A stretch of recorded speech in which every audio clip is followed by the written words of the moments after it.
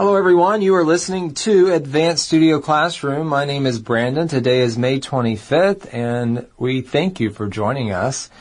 In the studio with me, I have two panelists to help discuss this article. First, welcome Carolyn. Hello, everyone. It's great to be here. All right. We are talking about robot squads. That piques my interest. I want to know what this is talking about. We talk about robots quite often, don't we? We do, but that's because robots are kind of an unknown. There's so much that we can do with them and so much more that they can do. Yes. And so it's a progressing technology. It is. Lots of different things going on when it comes to robots. Well, we also have Josh here with us today. Welcome, Josh. Thank you, Brandon. Good to be back. Josh, do you know a lot about robots? Well, I do not know a lot about robots, but I do know that I'm very interested in them. Yes, and 20 years ago, 30 years ago, we would see robots in a movie or something, and maybe that was about it. But these days, it has become a reality. And in this particular case, we are talking about space and satellites and how robots can be used in space. So we have the deck there and asks a question. It says faulty satellite. What does that word faulty mean, Carolyn? Well, if something is faulty, that means that it's having a problem. It is not functioning correctly. And then it goes on to say Robot Geek Squad is on the horizon. And this is kind of a funny phrase. When we think of someone who is into technology, they know maybe a lot about any particular subject, we can call them maybe a geek, right? But we don't encourage you to say that. You can maybe say that about yourself or say that in a playful way, right? And so this is called the Robot Geek Squad. And so these machines are going to go out and do something in particular, and we'll get into what that is later in the article. But that phrase on the horizon, it comes up from time to time in our articles, but can you remind us of what that means, Josh? Sure. When you're talking about the horizon, you're talking about the furthest distance that you can see if there aren't anything in the way. So if you're looking out over the ocean, the line between the ocean and the sky is the horizon point or the horizon line. All right, so this is just on the horizon. Maybe in just a few years, we will hear more about this, that these robots are being used in space to service satellites. So if you have your magazine, we invite you to open it to page 38. You can also follow along on your digital device as we have our first reading for today.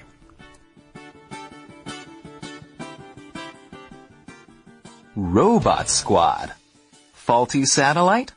Robot Geek Squad is on the horizon. Hundreds of millions of dollars can go into the school bus-sized satellites that blast into orbit above Earth and provide services including broadband internet. But if a part breaks or a satellite runs out of fuel, there's no way to send help. Commercial industry and government agencies believe they're getting close to having an answer: robot repairs.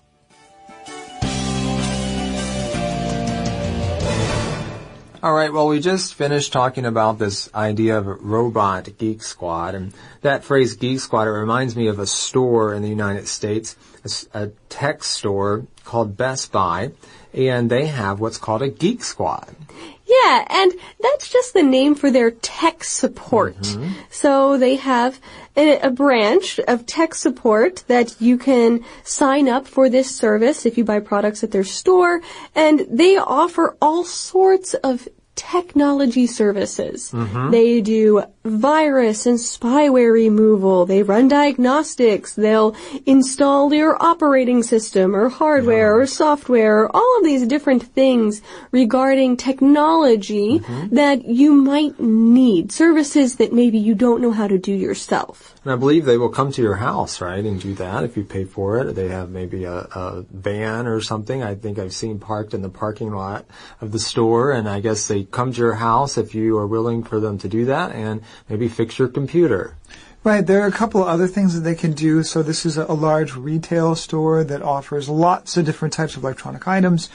some of which need to be installed and hooked up to other things. And so they can go into your house, like say after you buy maybe a home entertainment system. So that would be a television and a stereo and maybe a TV Wi-Fi box that all need to be able to connect it together, so they could help you with that as well. All right. Well, that's a little bit of the history behind that phrase and what it means. As we get into our article now, we're starting to talk about money, and we often, talk about money because, well, it comes up in a lot of areas of life, right? When we're talking about space, we know it costs a lot of money. We've done articles about Elon Musk and everything they're doing, and Carolyn, that is so very expensive. It's incredible the amount of money that goes into it, and here we're reminded of that. That's right. In the very first sentence, we see hundreds of millions of dollars can go into the school bus-sized satellites that blast into orbit above Earth. And that's an interesting measurement there, school bus-sized like satellites. And not everywhere has a school bus. Like, school buses are not popular in all places. But just imagine the size of a regular bus. And that's about how large these satellites are. I like when they put things in simple terms. In North America, for example, people are accustomed to seeing school buses. So when you use that kind of description, people are like, oh, okay, I know about how big it is, right? Sure. And sometimes I think we have a hard time picturing in our head, measurements and weights. But if we get sort of an approximation, it makes it a lot easier for us to go, wow, that's really kind of big to think of a bus floating in space. So they also tell us here these satellites, what they're doing. Of course, they are providing broadband internet. And sometimes we don't think about these things. We just use the internet. The Wi-Fi works. If it goes out, there's a problem, we call someone, but we don't often think about how it all works together. Yeah, I think very rarely do we really consider how much a role satellites play in our day-to-day activities. So satellites actually offer a lot of different services, usually in some sort of communications capacity, but also in collecting information and relaying it back to us. A lot of times if you choose to look at your Google Maps and get images, you can get satellite images as well as just the photos that people take as they're going by. So we have a lot of information that depends upon all of these satellites and the services they provide. All right. But what if something happens? What if something breaks down? If your car breaks down, you can take it to the mechanic, but this satellite is up in space. It says here there's no way to send help. So they've come up with something to do about that, to try and fix that problem. Right. They think they're getting closer to an answer, and this isn't just commercial industry like SpaceX. This is also government agencies, and they think that the answer might be repairs done by robots. Yeah. You don't need to send people up there to do this. You can send a machine to do it. Sound great, right?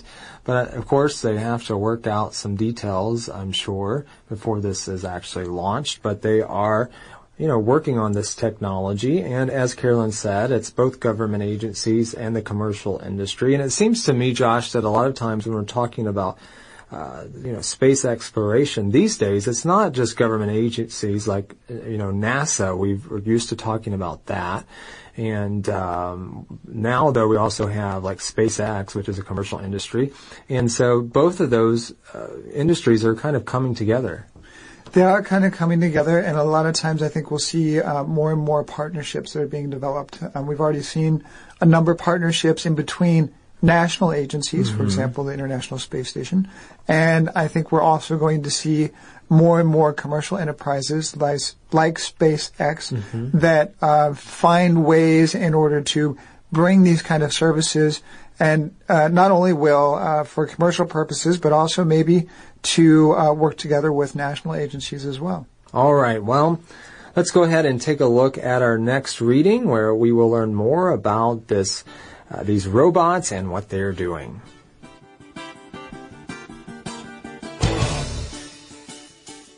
A prolonged lifespan. The idea is to extend the lives of satellites through on-orbit satellite servicing, in which robotic spacecraft essentially act as the AAA roadside service trucks of space, traveling from satellite to satellite to refuel them and fix problems. Last year, 30 companies gathered at NASA's Goddard Space Flight Center to learn about the technology and view hardware for on-orbit satellite servicing.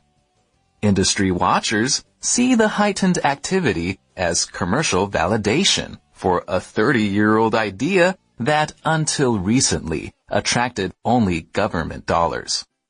One of the first such commercial robot technicians is set to launch this year, but analysts say a mature market is still at least 10 years away.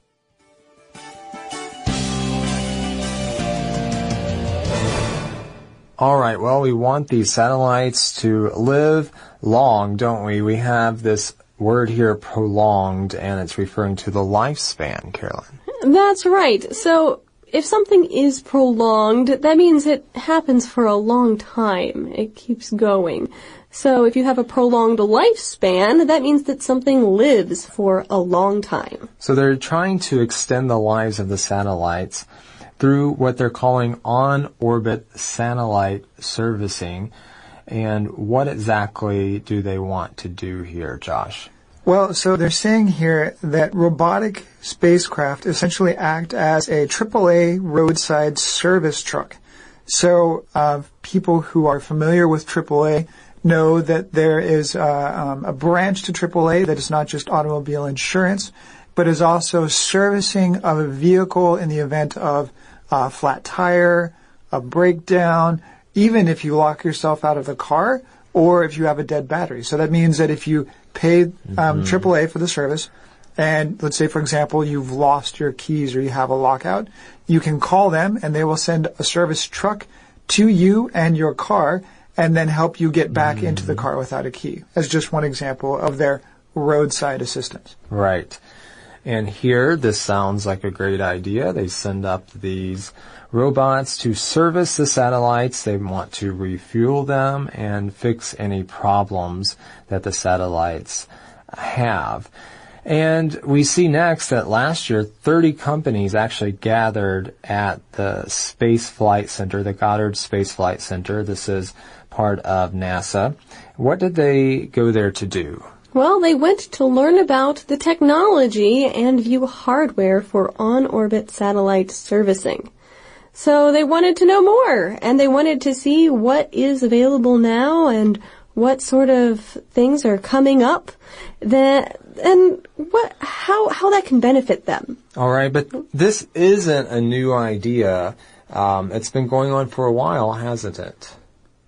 Yes, it has. So this is heightened activity or more or greater amount of activity as commercial validation for a 30-year-old idea that until recently attracted only government dollars. So it used to be that the only one looking into maybe needing this sort of service or putting money into this sort of service was the government. But now there are a lot of companies out there that are seeing that, this kind of technologies, this activity is maybe worth private investment as well, because we might see a commercially viable or usable option here very soon. So this word validation is talking about it as acceptable. Because more people are getting involved, it says that, hey, this is a good idea. It's like putting your stamp of approval on something. And so this is not new, but it's finally being validated, so to speak. That stamp of approval is on it, according to some in the industry. Well, one of the first such commercial robot technicians is set to launch this year. So that's soon, Carolyn. That's very soon and very exciting. I can't wait to see what it does and what it's able to repair. But this is just the first one, and it may take time for the market to really take off, right? Right. So here we read that analysts say a mature market is still at least 10 years away. And a mature market just means that there is a strong market that isn't developing. It's already there. Yeah. And you don't have to worry about trying to sustain it because it's already mature. It's grown up. Right. And you can make money. Yes. And I know what some of you may be thinking, we always have these kinds of sentences when we're talking about these sorts of things, but it's new. Anything new takes time, right? We recently talked about the flying taxis, the Uber flying taxis, and someone in that article said it may take, I think, 10 or 15 years for it to really take off, but Uber plans to have them in LA, I think, by 2020. And oftentimes they have these audacious goals, but they may not reach them. And so there are always these kind of sentences and statements that people make, because oftentimes when something is new, it really does take a long time for it to take off and for that market to become mature. Well, there is an increase for demand. Let's find out about that in our next reading.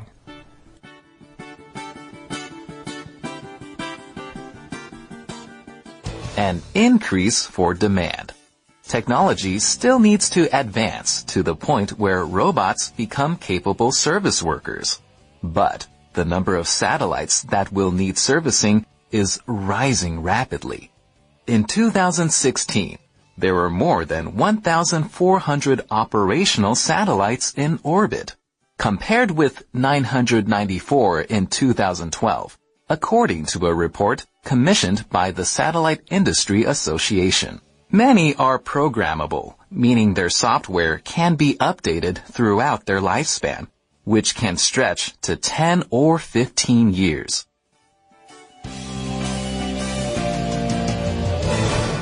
All right, so technology still needs to advance.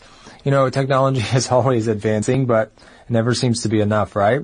We have to keep everything up. The software has to be kept up, and we're constantly updating and so forth. So it says here, technology still needs to advance to the point where robots become capable service workers. Now, that word capable is good. In your job, you need to be capable. Many areas of life, you need to be capable. What does that mean? It means that you're able to do the thing you need to do. If you send those robots up there to fix something and they don't fix what you need it to fix, well, then that's defeating the purpose. So they have to make sure that it's ready. It says the number of satellites that will need servicing is rising rapidly. And Josh, you mentioned this earlier, how much satellites are in space, and we don't really realize that, how much maybe we depend on that. It seems like, there are more and more every year. Sure, and here we see that in 2016, there were more than 1,400 operational satellites in orbit, compared with the 994 in 2012. So that's seeing a pretty good number of increase within just 4 years. And you'll notice here that they say operational satellites. So that means satellites that are still working, because there are satellites in space that are not working. So there's just like maybe a graveyard of satellites up there that aren't operational. Maybe a graveyard. So eventually, as satellites get older, that eventually they stop working for the ways they're intended to, or they stop being useful, and then they, of course, stop being operational. And eventually, many of those satellites will end up burning up or returning back into Earth, but usually it takes a while for that to happen. Well, many of these satellites, they are programmable, so the software, they can update it, and that is something maybe that these robots can help with as well. Right. So, well, if you think about the way that your phone works, so quite frequently your manufacturer of your phone, be it Apple or Samsung, will send you updates to your phone. So these are software updates that are transmitted wirelessly. But as long as your phone is on and you hit OK, though many of us probably have it happen automatically without thinking about it, the software can be updated. But there are many things that can't happen automatically. For example, if your phone is not on, it can't be updated. And if it's been turned off, it requires someone to turn the phone back on. And there are many other things that would be necessary for like a physical adjustment to have happen, right? So in those cases, let's say that something happens to the satellite where it's no longer getting the power that it needs, or it is no longer receiving updates because maybe it's gotten positioned slightly off and it's running out of fuel. Yeah. That would take something physical to go up there and make some changes, and that, in which case, would be the role for the robots to fill in. All right. Well, very good explanation. So that's we see here why there's an increase for demand. There are more satellites being launched into space, and so that means, Carolyn, maybe we need more robots to service them, right? Quite possible. So this could be a very booming industry once it kind of gets off the ground. Right now it's still in the early stages, and they're just getting ready to send up their first one. You're right. It's still in development, and that leads us to our last reading for today. So let's take a listen to that and learn what's next. In development. NASA has started to develop some of the necessary technology. In February 2017, the agency launched a sensor called Raven during a cargo resupply launch for the International Space Station. Raven can track vehicles approaching the space station, much like a baseball catcher keeps tabs on an incoming ball long before stretching out an arm to grab it.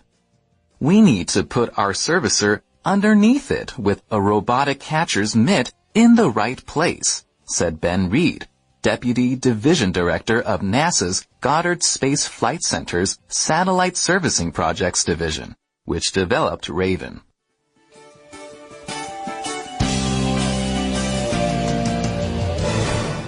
Well, we talked about this at the beginning, that the commercial industry and the government agencies are working together on this. And here we're talking about NASA, and they've started to develop some of the necessary technology. So in February of last year, they actually launched something called Raven. And what is that, Josh? So Raven is a type of sensor or something that can sense it's a piece of equipment that they're now going to attach to the International Space Station. We have a photo of that at the bottom of page 38, and so they launched this sensor, Raven, during a cargo resupply launch. So what are we talking? Usually when I think of cargo, Carolyn, I'm thinking of something, I guess, on a plane. They're carrying something. What really is cargo? Well, cargo is just things that need to be transported from one place to another. Often, I think of cargo as being very bulky, maybe in shipping containers. But here, they're sending a cargo resupply launch for the International Space Station. And so the International Space Station is up there orbiting the Earth, and people are living on it. And they're doing experiments while they're there. And so they need supplies. So this resupply launch of cargo would be things that they need. Probably a lot of food, but also scientific equipment or any materials that are needed to repair parts of the space station. Okay. And next we see Raven does something. It can track vehicles approaching the space station. I mean, give us an analogy here. They're getting into baseball. Maybe some of you are not familiar with baseball, but in this sport, there is a catcher. The pitcher throws to the catcher. The batter is standing there, and the catcher is standing behind the plate and will catch the ball if the batter does not hit it. So what does it tell us about baseball and the catcher here, and how are they linking that to the Raven, Josh? Well, here they're trying to give the analogy of how the human eye and brain naturally tracks motion before doing some sort of action, right? So if you're playing baseball, you're playing any sport really that involves any kind of ball, your eye and your brain will track the position of that ball so that by the time the ball is close enough to you to do something, you'll know when and where to make the appropriate action. Now here, baseball catcher would stretch out his mitt to grab or catch an incoming ball. But the Raven then would be sort of the function of the eye and the brain in order to be able to tell another piece of machinery what to do when something gets close enough to it to do something with it. All right, and it says here the catcher keeps tabs on. If you keep tabs on something, you're paying attention to it, and you're focusing in on it. maybe you're keeping tabs on a person or a project. You're making sure everything is going the way it's supposed to. So next it says we need to put our servicer underneath it with a robotic catcher's mitt in the right place. So that it has this sensor and the satellites are coming around and has to know exactly when to attach itself to the satellite to make sure it's in the right place to do what it needs to do, right? Right, and I think we see that here from Ben Reed, and he helped to develop Raven, so he has a lot of insight into what Raven's capabilities are. All right. So we've learned a lot about what's going on here with regards to satellites and the Raven and how they've started this technology of using robots to go and service these satellites in space. It is kind of the cutting edge technology that we like to bring you in advance, and we have more to talk about tomorrow, so we hope you join us for that. But in the meantime, I would like to remind you that you can check out our Topic Talks videos. We have a QR code there at the top of page 38.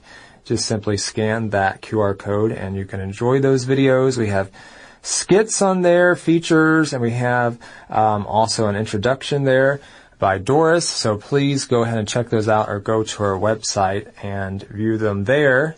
And we always want to hear your feedback. Maybe you're really interested in this topic or another topic this month. Please go to our website and let us know your thoughts.